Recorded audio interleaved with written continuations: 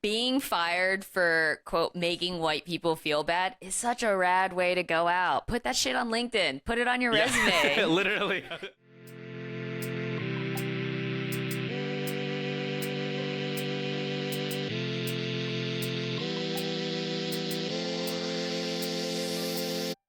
Welcome to the Politically Asian podcast. We're two Asian American comedians talking about politics and the Asian American community in hopes of getting more Asians to talk about politics. We are coming at you live from Brooklyn and Asheville. My name is Jerry Lim. My pronouns are they, them, and you can find me across the internet at Jerryaki. That's Gerrieyaki. And my co-host, Hey, my name is Aaron Yin. My pronouns are he, him, and you can find me on social media at Aaron Flarin. That's AARONFLARIN. Cool. And before we continue, just wanted to make a quick announcement.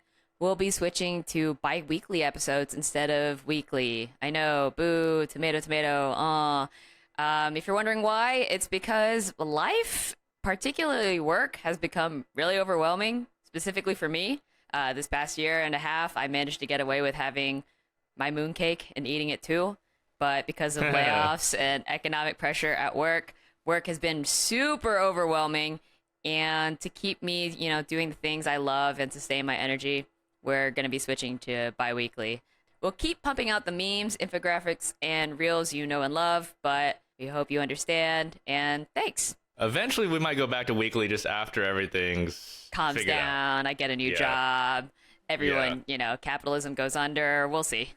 But yeah, let's go ahead and move on to our next segment, the fortune cookie fortune shoutouts. So every week, Jerry and I read two fortunes from our supporters who donate to us at buymeacoffee.com/politicalasian. So we generate a fortune cookie fortune and then interpret it with a politically Asian twist. So this week, our first donor is Shelby. Yay! Thank you, Thanks, Shelby. All right, Shelby. Your fortune for this week is: every setback is an opportunity for growth. Embrace life's challenges, learn from them, and you'll emerge stronger and wiser than ever before. Jerry, what's one thought you had about this fortune? You gotta have a flop era. That's my hot take. You gotta have a flop era. You gotta flop a little bit, and that's okay. So if you ever feel yourself, this is a lot of flopping I'm doing right now, just know that you're in that part of the anime arc. Yeah, exactly. What's the opposite of a flop era? The hot girl era. The glow. Oh, I was like, glow up. Glow up's a good one too. Yeah. I guess it's like you go from flop to glow up to success. I don't know, stardom. If you don't want to call it a flop era, if you don't want to call it a flop era, you could call it the training montage. Truly, yeah, the training arc or like the caterpillar cocoon stage. It's kind of like that. All right, nerd. But yeah, dude, it's that scene in Bug's Life, where Herman. Who is Herman? Is that the main character? Oh, the caterpillar. Oh. How do you remember the names? I have not watched Bug's Life since I was literally a caterpillar myself. Yeah. Well, anyways, Shelby, I think, I'm not sure if you do any sort of organizing outside of work, but, with organizing, there's always setbacks. You're not going to win 100% of the time. 50% even is a pretty good win rate, to be honest. But whenever you feel a loss anywhere in life, it's always important to count your winnings, learn from what happened, and go from there. So that's my parting word of advice for this one. And our second donor today that we're thanking is Henry. Yay! Thanks, Henry. Thank you, Henry. All right, Henry. Well, your fortune for this week is: embrace the power of learning. Expand your knowledge and skills, and doors of opportunity will open before you. Jerry, what's one thought you had about this one? I mean, yeah, I don't think anyone has ever, gained anything from being dumber. Yeah. And it doesn't, I think in the context of organizing or just any community work, I think no matter what you're learning, you can always find a good place to use those things. This is going to sound silly, but I think about the scene in Naruto. I don't know if you remember when he's learning how to do the Rasengan. He watches a cat bat at a water balloon until it bursts. and like that's how he learns the technique to complete the move. Oh, okay, yeah. And it's like this seemingly random thing helps him finally master the Rasengan. Anyway, I thought that was fun. Yeah. I guess expanding where you learn from not obvious places. Yeah. Yeah. I would say, in the context of politics, with affirmative action going on, personally speaking, I do love a good debate with people around affirmative action. And some of the guys who are arguing in our Instagram, they don't know how to argue, and their sources were not relevant. I was arguing with one guy for a long time about Harvard affirmative action, and he kept citing admissions numbers for UCLA medical students. And I was just like, what does this have to do with Harvard undergrad admissions? And then he just pivoted. My main takeaway is that, embrace the power of learning, so that when you do talk with someone about whatever political issue you care about, you're actually informed and not just using very tangential, weird studies and to try to make a point. That's my main takeaway from this. Aaron said to learn statistics. That's learn Not media literacy. learn to compare apples to apples, right? Because the whole Harvard UCLA thing was the California school system. They stopped considering race in their affirmative actions back in the 1990s. Something like that. Yeah, and so it doesn't have anything to do with that, because it's not relevant at all, because they already didn't have it and Harvard just got rid of it. So it was just such an apples to orange comparison. But yeah, whatever you care about, just make sure you're doing apples to apples so that you can, win or persuade someone else to think whatever you think. Yeah, cool. I think that's a great message to end that segment on. If you'd like a fortune yourself, you can donate again at buymeacoffee.com/politicalasian. Anyways, we're going to move on to our next segment, which is practice what you preach. So if you don't know, on this pod, we talk a lot about politics, but it's also important to do things. So each week we share one thing we did related to politics and organizing. This week, I'll go first. This week I cried at work, so that was my practice. And I feel like right now my coworkers and I are in the true flames leading up to some, like the the inspiring action part. That's kind of where we are, and I'm interested to see what we'll do next week or the week after, when we have hopefully a little bit more of a break, or when things aren't on fire as much. We've been talking about maybe not doing work, refusing to do tickets that are poorly written. Yeah, it's getting to a point where we don't want to work. And one of our teammates is actually quitting. She has no job lined up. And while that will make things harder for us, that also means we have a little bit more bargaining power. Or maybe it's wrong to say bargaining power, since we're not like a union or like anything like that. But we have more power to say we don't want to do this because, it's just not the proper way to do things. Yeah. That meme of all the little SpongeBobs running around and the office is on fire? Yeah. That's kind of how I imagine things right now. It's that level of chaos. And yeah. But dude, things are bad when someone quits without having something else lined up.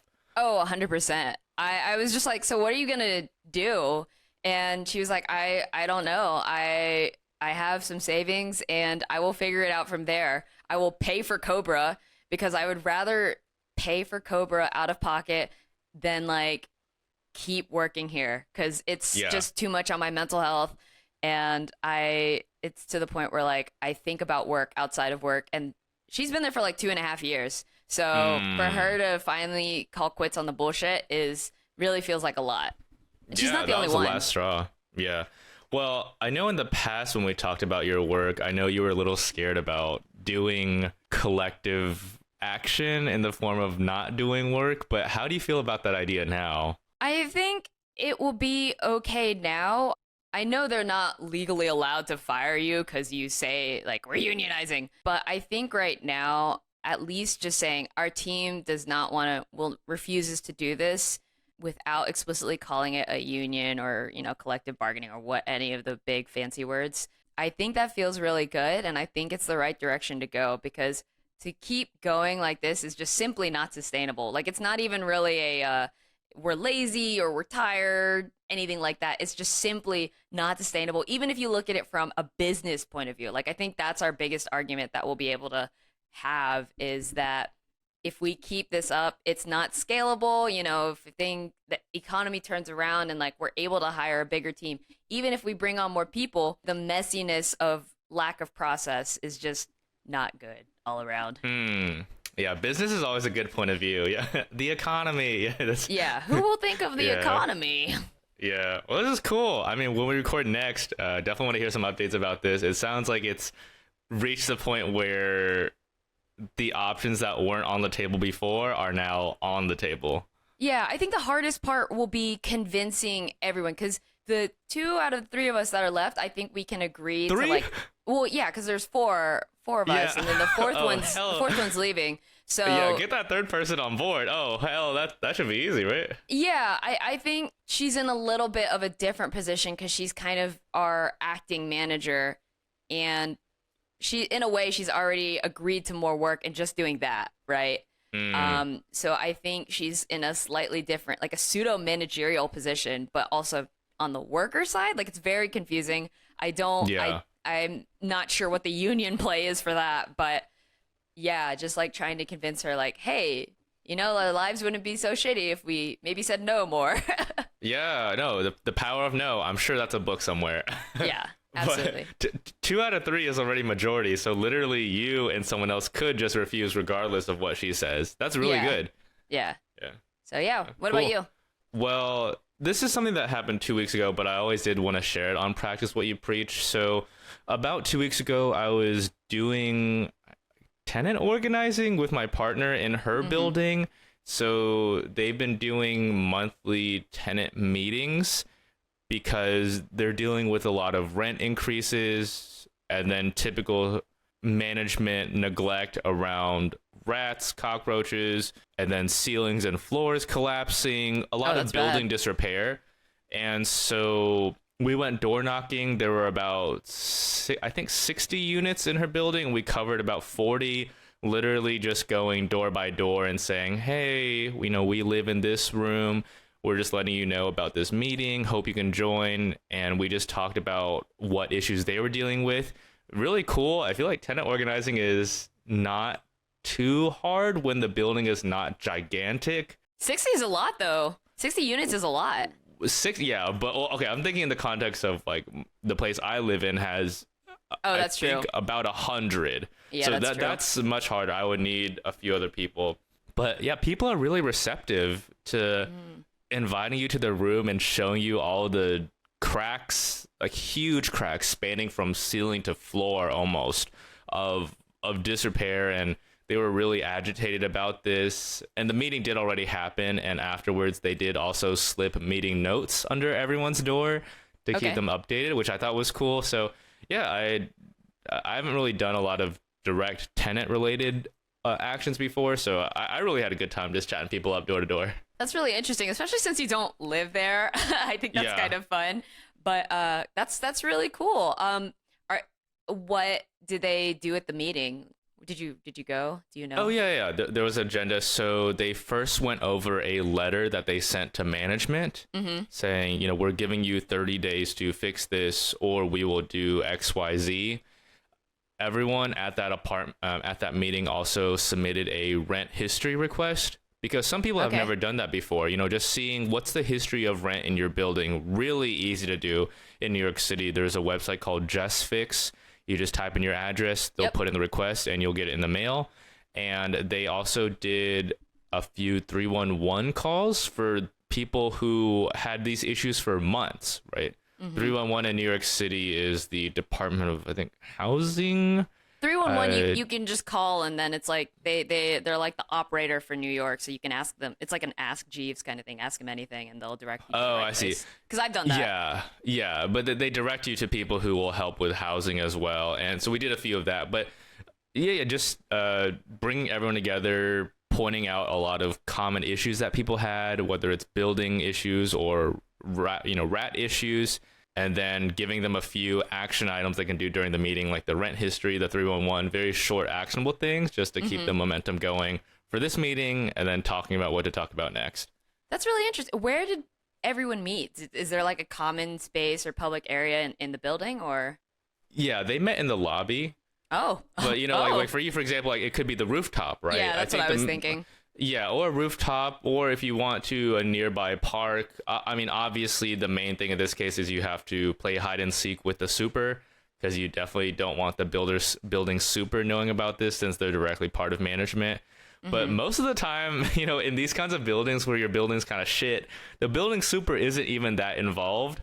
And so even that meeting in the lobby just went unnoticed. That's how like anyone walking on the first floor would see a huge meeting, but it was fine. So I think hopefully this inspires you or someone else to. Yeah, I thought it was really fun. Like people are really really friendly when it comes to talking about shit they're dealing with. Yeah, I agree. I had my neighbors over, and that was like really interesting because I've come on the pod before and said like, oh, like our neighbors are trying to get to know our neighbors. This time we really got to know our neighbors because we had them over for dinner, and that was like a really great experience because we're all roughly around the same age, and we talked about the lease. They thought they were rent stabilized. They found out they weren't rent stabilized, which was sorry to break it to them. Yeah, but that's they not were good at able all. they were able to negotiate a 2-year lease, which we've never been able to do. So my partner and I have been asking about that, and I hope to like eventually meet the other neighbors, like try again with everyone else in the building. It's just hard because of the turnover, but I do think like a big pro of New York is just being in such close proximity with each other and sharing a shitty building. Yeah, literally door knocking takes, it took us like depends on the 2 size of the hours to cover building. 40. Yeah. Yeah, but for a much smaller unit, just 30 minutes of going up and down with the Yeah. elevators, really quick. Because Yeah. some people don't even answer the door, so you just slip something under their door. So Yeah. it's a really good way to get people involved. You definitely had to slip things under the door though, because I know. Oh yeah, Yeah, for sure. I've seen management like take stuff off people's doors before. So. Yeah. All right, let's move on to the meat of the episode. This week in Asian American news, we're covering an Asian American tech worker who spent 20 years at a company and alleges that management banned Mandarin, that he was told speaking up about racism made white people feel bad. And now, after being fired, he's filed a lawsuit for $20 million. Aaron, what are your thoughts about this? Dude, 20 million for 20 years. That's 1 million per year, baby. He knows numbers. Yeah, his name's Andre Wong. The company he works for is called Lumentum. They focus on optics and laser technology. My first thought is that this is good, right? This is, I think, part of a string of lawsuits in Silicon Valley from Asian people all pushing against the bamboo ceiling, essentially. And his case just, it seems very clear that white people were racist at his company. Like you mentioned, they banned Chinese engineers from speaking Mandarin at work. I don't, that just clearly sounds really bad. The employees protested but were ignored.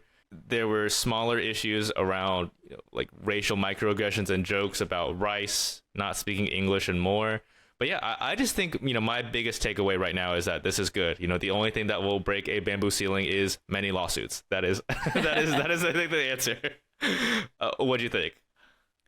Being fired for, quote, making white people feel bad is such a rad way to go out. Put that shit on LinkedIn. Put it on your resume. Literally, put that shit on your resume. Or like, do you know how sick that would be in an interview? Oh, like, why'd you leave your last position? Oh, they fired me because they said I made white people feel bad. Oh my God, you're hired.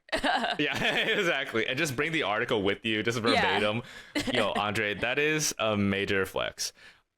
Yeah, I feel a lot of frustration for him because he also experienced what's called layering, which I didn't know was a term before this, but essentially it's where instead of being promoted, they hire a bunch of new people who are more incompetent than you, but also put them above you. And so Andre was saying, as the product line grew, I found myself reporting to a series of white managers, all of whom I had to train and introduce to my set of contacts. And that is one of the most frustrating things I've read. I'm sure we've all had one experience where we've had to deal with a white coworker specifically who is very incompetent, yet somehow they are the most liked. And I'm like, this is very, very annoying. Yeah, I can't imagine how infuriating that must be to have to train a person who gets paid more than you, who Yeah. manages you. Like that's wild.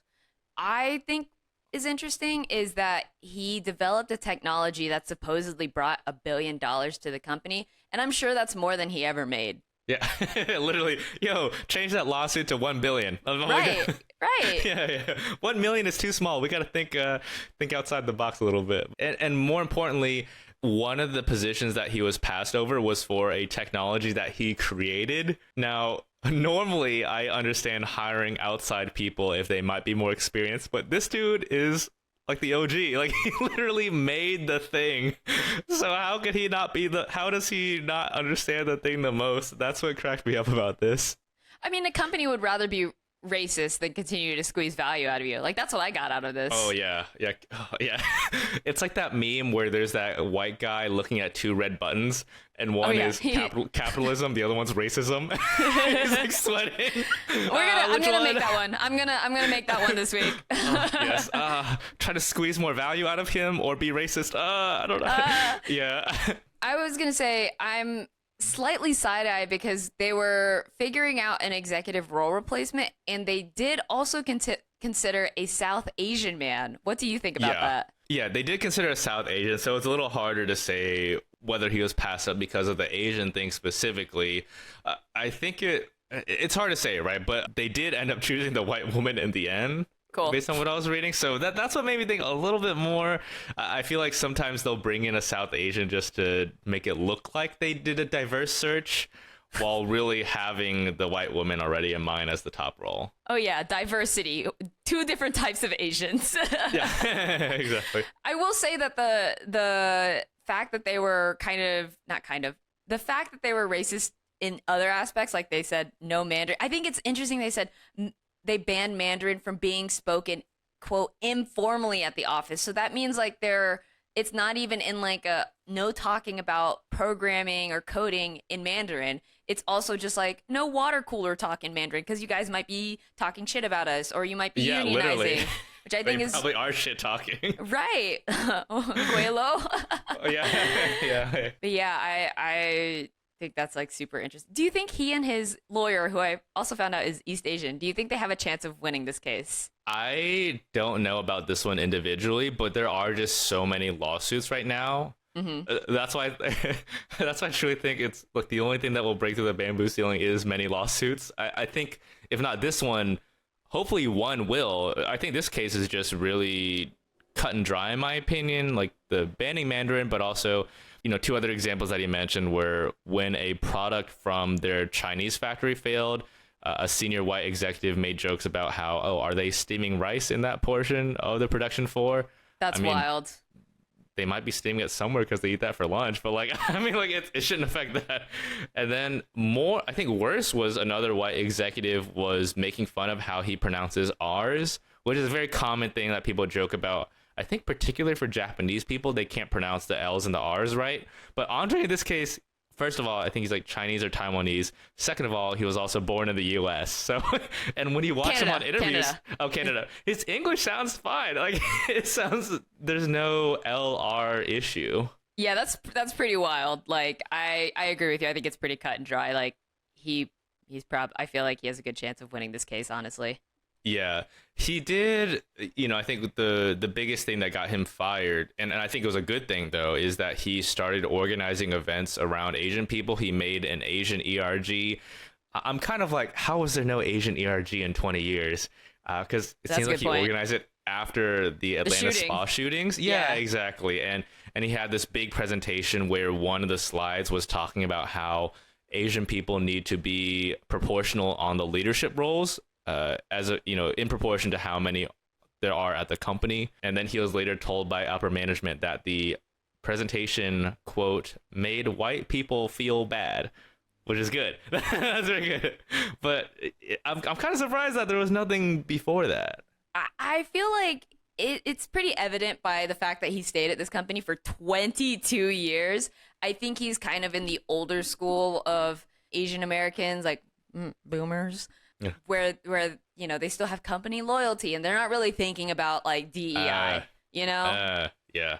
They're not thinking about DEI like you and I would think about it. Yeah, but even DEI, I think in his example it shows that they're not effective, like in my mind, because number one, you're either a genuinely good leader like Andre, you speak about this, and then they figure out a way to fire you. Yeah. That's the first thing. Or you're the kind of ERG leader that essentially sides with management. So you're like a white manager with a yellow face, someone who's not going to rock the boat at all. Just like that Uber head of diversity, that Asian woman who held a panel on why the term Karen is bad. And I'm like, so you're either one of those two. You're either good and you speak up and get fired, or you're just a white person with a yellow face. I will say you could argue that the Uber exec shook the boat so hard that she flipped it, because the chief executives at Uber were forced to like do something about it. Like they were like, you can't do seminars on protecting white people. Like that was a stance they had to make. Exactly. That's kind of it's so far right you're left.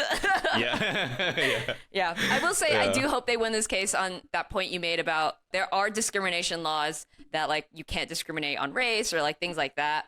But that doesn't mean companies don't do it anyway. And I hope this case wins to prove that that's possible. Yeah, there's just a whole bunch, right? Around layering, around anti-Asian discrimination, also around caste discrimination for South Asian people. I'm sure with all this momentum, something has to budge.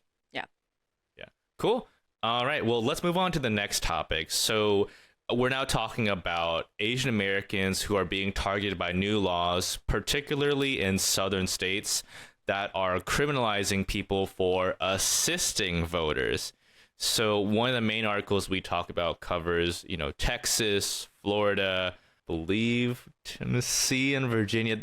There are different articles talking about exactly how many states are doing this, but a summary is that in Florida, there are new laws that the governors were trying to pass that would fine people up to $50,000 for any volunteer who helps handle or collect forms who has been convicted of a felony or is not a U.S. citizen, as in even if you have a green card or a visa, you are not allowed to touch those things anymore without getting fined. Jerry, what's one thought you had about the overall phenomena? I think that's some sinister shit. Like that is something that feels straight out of a young adult fiction novel or a manga, a dystopian manga where, a character flashes back and like thinks about like, where did everything start to go wrong? I feel like it's, there's another article related about how in Georgia, for example, it's a misdemeanor to offer a voter any money or gifts. And I'm like, okay, like a bribing law, like that makes sense. But they've gone on to expand it to like fucking snacks and water. Oh, yeah. That's fucking awful. Like think about how long you wait in a voting line in like some of these places. Some of them you have to wait in the hot sun, no water.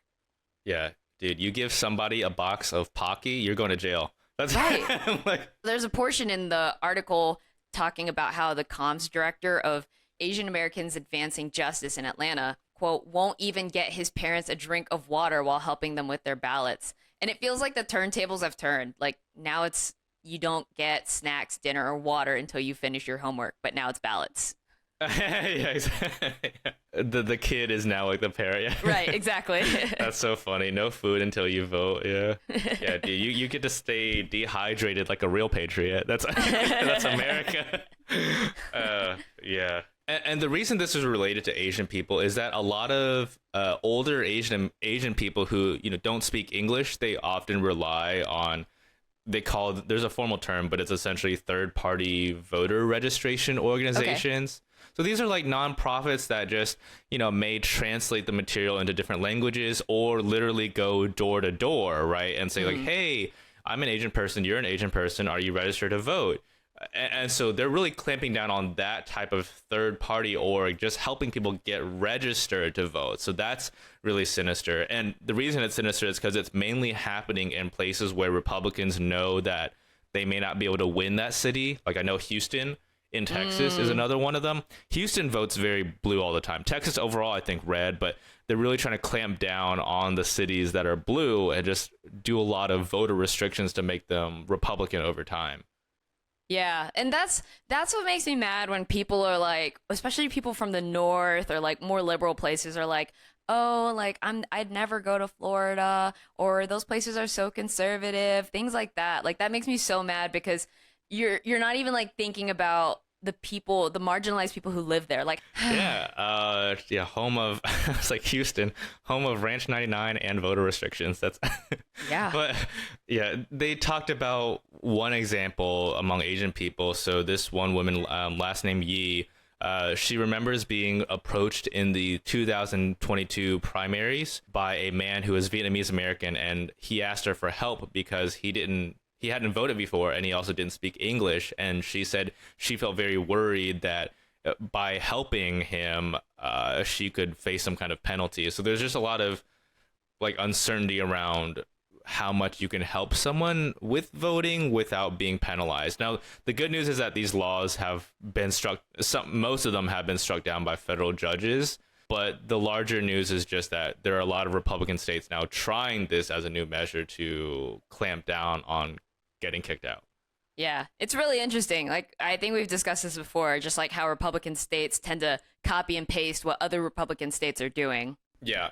In this case, it's harder for Democrats to do a counter, right? Because you already have an open system, and what they're trying to do is close that system, right? So I feel like the most you can do is try to reopen it. Hey, if you're still listening to this podcast, please consider pausing and giving us a 5-star review on whatever app you're listening on, whether that's Spotify, Apple Podcasts. I don't think anyone else does it. If you really like the episode, consider donating to our Buy Me a Coffee. It's a one-time payment of an amount you choose, and we'll take literally anything. You can go to our website or head over to buymeacoffee.com/politicalasian. We're so broke we couldn't even buy a longer URL with our proper name. Thanks, and now back to the episode. All right, we're moving on to the next topic. Indian Prime Minister Narendra Modi visited the U.S. recently, and he's credited with making India a presence on the global stage, but also criticized of fanning the flames of Hindu nationalism in India and abroad. India was created as a secular state with no religion, and Hindu nationalism seeks to create a Hindu India. Hindu nationalism is rising both in India and here in the U.S. Aaron, what do you think about all this? Yeah, I think it's one of those cases where the more powerful person is trying to play victim again. So I was reading about India's population, and in the census, they were like, Hindus make up almost 80% of India's population. Muslims are 14%. But a lot of Hindus are like, oh, we're such an oppressed group in India. If you criticize us, you're being Hindu phobic. And I'm like, shut the fuck up. Like this is just like white people now in the US. Like when you criticize them, they're like, oh, this is racism, and it has that similar vibe to it. Yeah, I looked up that exact statistic too about Hindus being 80% of India's population. And it's just like, you're the majority, so how can Hindu phobia be a thing? If you want to see Hindu phobia, come to the States. Come to the States and talk about your religion and see what white people say to you. Like, it's like the Indian equivalent of that, like, Uber execs don't say Karen seminar. Like, that's not a thing. Yeah, I feel like the Hindu nationalists would eventually come up with a term or I guess people who don't like Hindus will come up with a term for the Hindu nationalists who act this way. Like a Karen equivalent. I'm kind of wondering what that is. I don't know what it is, but I feel like there will be a Karen term. And yeah, I think what's kind of interesting is that a majority of Indian Americans, for now at least, do support Modi, who's the spearheading the Hindu nationalist movement. But it's pretty split between Democrats and Republicans. So for Democrats, it's 55%, which is pretty close to half, and for Republicans, expectedly it's 71, right? So there's a pretty big gap depending on what party you vote in. And I'm also not sure about the average age, but for now it seems like they like him overall some more than others. That's still a majority on both sides, you know what I mean? Yeah. That's a lot. Yeah, it is a lot. There are more people online especially calling them out, and I'm just reading, we're not, I guess, in these spaces, but I was reading this one quote about how, quote, working in South Asian American civil rights spaces, activists say they've grown very accustomed to waking up to slurs, doxing, and threats on their social media accounts. Jeez. And in California, one person who introduced caste protection for California has been called like a foreign agent, a spy for even mentioning caste. So, dude, I mean, to be honest, like, I truly feel like Hindu nationalism and Christian nationalism have so many parallels. Mm-hmm. And I think this is something that we'll see more from South Asians, I guess, as the Indian population in America continues to go up due to tech or other things. Yeah, I had that in my notes too. I wrote that, like, I'm sure Americans and, Hindu nationalists, they're like exchanging notes because it feels like, even though the US is technically, actually both the US and India are both technically secular nations, like with no specific religion. I feel like the US, is very synonymous with Christianity at the end of the day. And India is 80% Hindus, as you pointed out. Like, I feel like both places want to turn their states into religious nationalist countries. Oh, yeah. Now, what I'm curious about is who would win in a fight, Christian nationalism or Hindu nationalism? Ooh, that's a good point. Because in India, Christians are one of the groups that are being discriminated against, in India at least.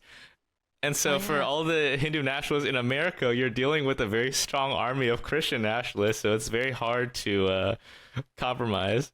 I still think I think Hindu nationalists would win just because India is a bigger country in terms of population. Yeah. That's just pure numbers. Pure numbers approach.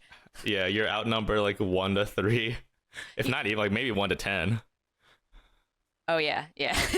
You know what I was thinking is Vivek Ramaswamy. You remember the Republican? Yeah, the candidate. Yeah. Yeah, I feel like, I don't know if Modi went home yet, but I feel like they're gonna meet. Like, I feel like those two would have a really fire collab because Vivek Ramaswamy, he has a talking point that, like, the U.S. is no longer religious. It's lost touch with spirituality, and that's why everything's gone to shit. And he's not a Christian. He's a practicing Hindu, supposedly. So I feel like shit. My hot take is an endorsement from Modi would be bonkers. Like, that's what would make him such a legitimate candidate because, like you mentioned, 55% of Indian American Democrats and 71% of Indian American Republicans support Modi. So to get, like, an endorsement from Modi would be, like, off the chain. Like, that would be, like, really legitimizing for him. That's actually fire, to be honest. I mean, in a bad way, but that's fine. Yeah, fire in a bad, like, fire's a hell bad way. It's fire in a bad way. Yeah, dude. Wow. Literally, like, we're strategizing for him, but like, no, I'm sure they have to be thinking about this. There's no way. Well, it's the collab of the century, Modi x Ramaswamy. Wow. And like, that would be so good for Modi, right? Like, if Ramaswamy won if he became president, like, think about those two, like, working together in that context. That's wild. Yeah, dude. That's wild, Hindu phobia will be trending as #1 term. In both places. Yeah, that's true. It is interesting that I guess Hindu nationalists are sort of playing victim a little bit harder than Christians in America because we don't have Christian phobia yet. Christianophobia? Oh, no. Yeah. I disagree with that 100%. Oh, really? You're just not in the right circles. Yeah. So, like, is there that term? It's not Christian phobia. They don't like phobia because they associate it so much with homophobia. But I feel like, do you remember that one year where Starbucks started saying, like, Happy Holidays instead of Merry Christmas because they're like, oh yeah, not everyone celebrates Christmas, and then Christians were like, this is a war on Christianity. Oh, do you not remember that? I don't remember that. Oh yeah, it was like a whole thing, and then Christians were like, we're gonna boycott Starbucks, and then Starbucks was like, all right. Yeah, boycott Starbucks, join the union. Right. Oh, there you go. Workers union. Yeah, the workers union. They were ahead of their time, to be honest. That's what it really was.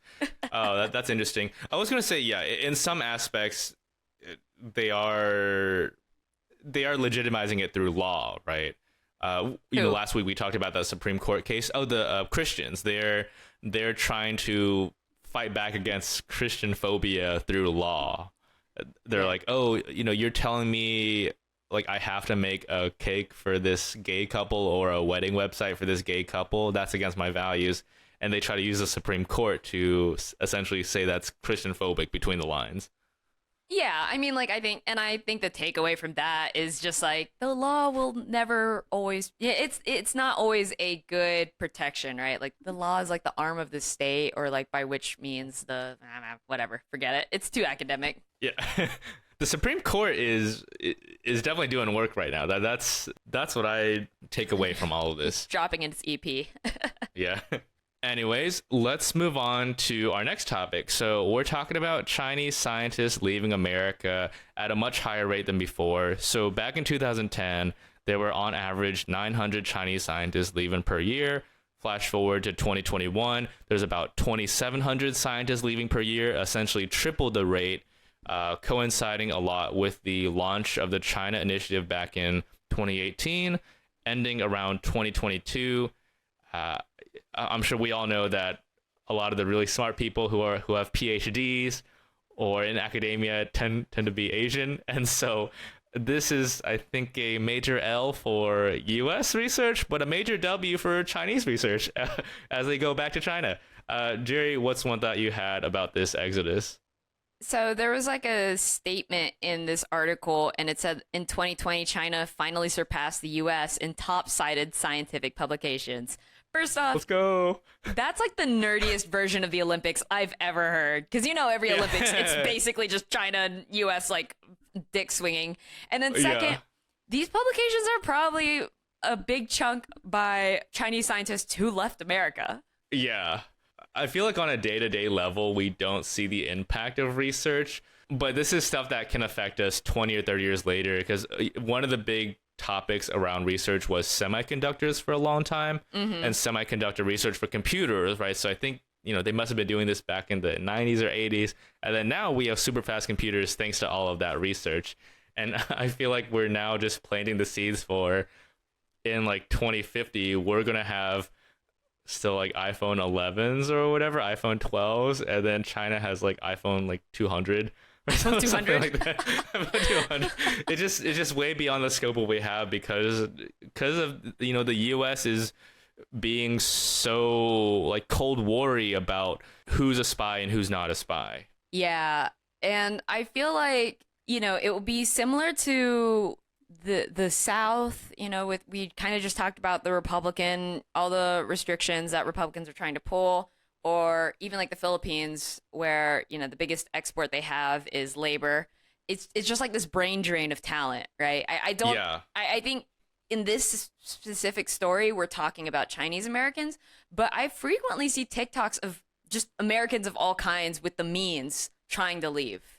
Yeah, everyone just wants to leave. And right now on a day-to-day, we're not going to realize that we're getting stupider, but we are getting a lot more stupid. Like that's the only thing I read about this. Like, we're getting really dumb.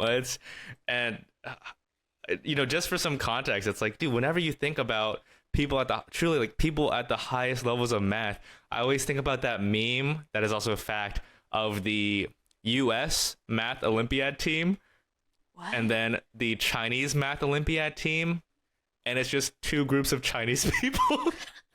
I love that what the U.S. Math Olympiad team looks like. Yeah, it's like the international competition, but people just point that out as a joke to show like, oh, like there are a lot of Chinese people who are really good at math and science. But I'm just like, dude, like this is like earlier in the very first article, we talked about the Chinese worker having all these white managers that were a lot dumber than him. Yeah. And he had to train them. And I'm like, dude, that's like, that's kind of what's going to happen if you keep pushing all the really smart Chinese people out. Then you're just going to have a whole bunch of dumb white researchers. It feels like such an easy problem for the U.S. to fix, and the U.S. just doesn't want to do it. Like, just stop being fucking racist, Yeah. But international research does need a lot of collaboration. And so there was this one sentence that I wanted to read, that they were saying, from semiconductor chips to AI, tech has been at the forefront of the US-China competition. But cooperation, even in key sectors like combating climate change, has been rare. And I read that and I'm like, great, we're going to die from climate change because of racism. Like, like Whoa, that's such a not to, pun, but like that's such a fire point. Like yeah. that's such a wildfire point. Yeah. Yeah. Okay, like, cool. I'm just like, literally, because you keep kicking out the really smart people from the US for research, now we can't even work together to fight an existential crisis. Yeah, that makes sense. And it's kind of wild to think about, I feel like there's a lot of finger pointing when it comes to climate change. Like, oh, if you criticize the US about their emissions, they're like, oh, well, in China they have literal smog and like their factories don't follow environmental regulations. And then you look at the stats and the US is like 70% of the emissions. Yeah, per capita I think they're like the high. Yeah, exactly. Yeah. And so, yeah, before it's like the Spider-Man meme where the US and China point each other. But now I think the new third arm, I guess, that China Spider-Man has is you're also just being fucking racist to us. Yeah. I think that's a really good argument. It's like, yo, you can't say, oh, they're not cooperative while also just calling them spies and having the FBI raid their houses, suing them, putting them in jail. Like, that's all happened under the China Initiative. I don't understand what the thinking was there. Like, even if you get one or two quote unquote spies, won't the Chinese American researchers feel so scared that they go back to China and take whatever they learned in the US with them anyway? Like, I'm confusion. Yeah, literally. Yeah, especially if they're like the inventor of a specific technology, whatever the guy did in the first story, like his $1 billion thing. Yeah, 1 billion, the Dr. Evil Pink. But yeah, there was this other survey that said after surveying 1,300 Chinese American researchers, they found that 89% wanted to contribute to U.S. science and technology, but 72% also reported feeling unsafe as researchers in the U.S. And so almost all of them had considered seeking opportunities outside the country. So it's a very interesting side-by-side of we love America, yet are scared of America. Stockholm Syndrome. Yeah, okay. That's a good point. Yeah, I'm just like, no, that 89 needs to go down, man. You can't want to contribute while also being scared. That does not work. In a way, though, you could argue like this is them withholding their labor, right? Like their intellectual property, their research, their discoveries. Like that's what gives them power, and to leave the U.S. or go elsewhere is them taking control of that. Yo, it kind of reminds me about how Ron DeSantis passed these laws essentially banning like undocumented immigrants from working, and then overnight, all the construction and all of the agriculture just stopped all throughout Florida. Yeah. This is that, but for research. This is that, but for nerds. Yeah. Empty labs, pipettes just on the tables, nothing touched anymore. Why don't we have cures or vaccines anymore? Yeah, literally. Yeah.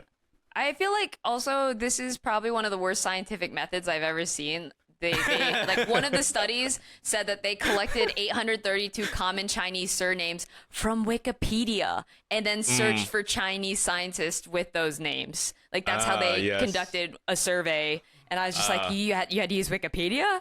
Yeah. Just get like a Chinese researcher to, I guess you don't have any more of those, so never mind. Yeah, well, that's funny. The scientific method hypothesis: if we kick out all these Chinese scientists, it will help America. Conclusion: we were wrong. that's what's gonna happen. Minus points because that was not in proper if-then format. Oh yeah, that's right. All right, we're moving on to our final topic of the episode, which covers the WGA strike going on right now, where studios kind of said the ultimate end game is to allow things to drag on until union members start losing their apartments and their houses, and how SAG-AFTRA decided to also go on strike. SAG-AFTRA, if you don't know, is the Actors Guild and has roughly 160,000 members. Aaron, what are your thoughts on all this? Hollywood is shut down. Yeah, I mean, we got the Writers Guild, the WGA, now the Screen Actors Guild, so we got writers and actors together. Yo, together their numbers are huge. The WGA is about 10K, 11K, but SAG, the Screen Actors Guild, 160,000. Dude, together, like, they are literally the size of a small city. I'm like, if y'all coordinated, you could take over like a city at least in a single day. I'm like, forget the picket line, dude. We gotta revolutionize. Yeah, picket city. Picket, yeah, essentially take over, LA. It's a huge number. Now, the writers, they've been striking for 72 days. The actors, they are essentially on day one right now. In the past, when they went on strike in the 1980s, they had a 95-day strike total. So I feel like at the minimum, they got to hit 100 this time. Yeah, and I think like it should be clarified that this is the official SAG-AFTRA strike, but I think, even for my own social media, I've seen like SAG-AFTRA supporting the WGA on the picket line too. Like, it's just like more individual. Now they have motion to strike, they are striking, and yeah. I think studios are in trouble. I think studios are in trouble because, the writers, the nerds, whatever. But now hot people are getting involved. George Clooney's involved. Like the SAG-AFTRA is, to me, super scary because these are like well-known people. And what's interesting about guilds is that it's uniting over a craft instead of a workplace.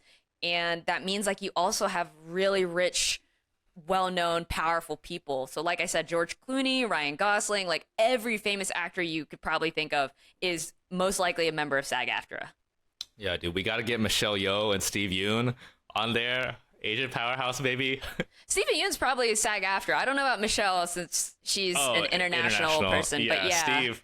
Yeah, Steve, this is your redemption beef right here. Like, this is the newest conflict. Yeah, it's pretty exciting, I think, with picket lines. It's just how long can it last? Because, like you mentioned, these producers, true villain energy, they're like, I'm happy to wait until October or November, 5 or 6 months later, until the union members don't have any money to pay rent and they come back to us begging for a job. That's essentially what they're doing. And I'm like, damn, that is stone cold. That is Frozen 2, baby. I'm just there was a Frozen. Yeah, there's Frozen 3. We're on Frozen 3 is now. coming out. Oh yeah, it's Frozen 3. I feel like I'm confused because before being a writer, writer or actor, a lot of these people were doing like part-time gigs and waiting. Like, couldn't they still technically do that when they're not on the picket lines? Oh yeah, they could get part-time jobs, and I'm sure a lot of them might be changing industry, right? At least temporarily.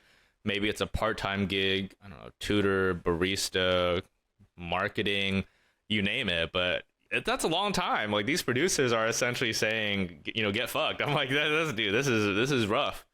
I think it's a not empty threat, but I feel like that's a sign the studios are getting scared and they kind of gave it their own deadline, right? Like, I think the studios can only hold out until October or November because new content isn't being made. So if you go from May to October or November without filming anything, come on. Like, what do you have in the bank? Yeah, we can only watch so many episodes of Survivor or Jersey City or any one of those unscripted reality things for so long before it's like, this is starting to feel like junk food. And I found out recently that some of those things are actually, even though they're like unscripted, they have a writer on staff. Oh yeah. So like even that, like, now they're gonna be even worse because that writer isn't there. Yeah. What's interesting is that the Screen Actors Guild and the Writers Guild haven't unified on the picket line since 1960, and what I think is like bonkers is that last United Strike was when Ronald Reagan was president of SAG. I'm like, anti-union Ronald Reagan was president of SAG? Wow. That explains so much why he like crushed unions, because he knew the power of them. He was the president. Yeah, that trickled down really worked. Yeah. Yeah, wow. Yeah, that was his origin story. And then he was like, let me copy paste to the presidency. Yeah. Wow. Yeah, so far the producers, they've just been getting really bad deals. I think one thing about AI was the producers were like, okay, here's our proposal. We will scan all of the background actors pay them for one day, and then our company can still use their scans for anything in the future. I'm like, that's not a deal. That's just really bad. That's not a deal. That's Black Mirror. Yeah, exactly. Yeah, dude, I remember making this joke a while ago. It's like AI, more like AI. It's like a Chinese thing. Yeah. Yeah. It looks better. I got it. Yeah, AI. Yeah, that's the true nightmare right there. Yeah, it's Black Mirror season 7. I agree. Oh man, it's super scary. I don't know. I think the strike will probably end a lot sooner than like. I think it'll end soon. Like I think with the Screen Actors Guild getting involved, I think like hopefully it'll end soon before Teamsters and IATSE have to get officially involved next year because I know their contracts are up next year. Yeah, I think it will come down to a lot of the powerhouses, like you mentioned, like anyone from any big TV series, whether that's White Lotus, the Stranger Things, anything, right? The more big names come out, I feel like that's what's going to help because no one knows who these producers are. They already think they're bad. And then when you have a lot of famous people also saying they're bad, that's like the icing on the cake. But it's like I don't know if you're familiar with like the striking guidelines, but that's what I'm saying is so scary now with hot people involved because as a striking actor, you're not allowed to promote your movie or like any of your work. So I was looking at Joyride, or should I not say Joyride because now I'm promoting it? I don't know. Sad Ride.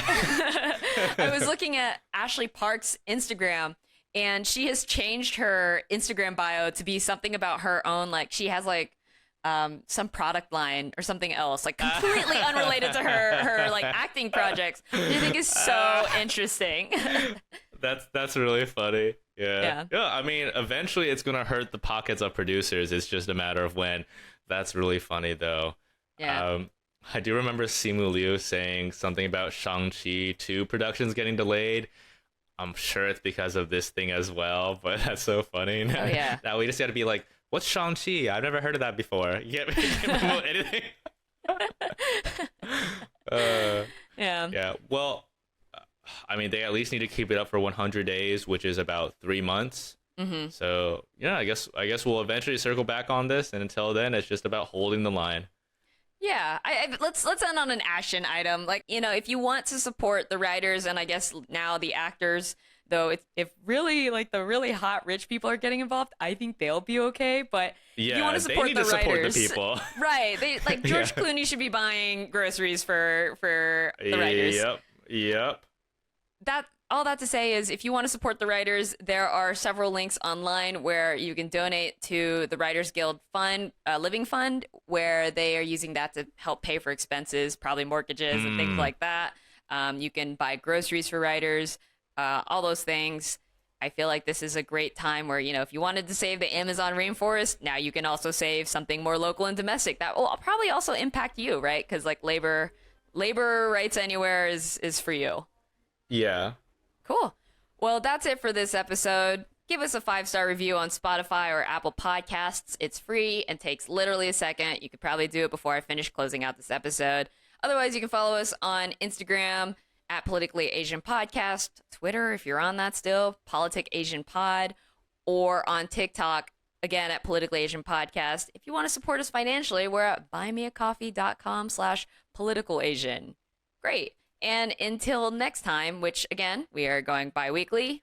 Bye.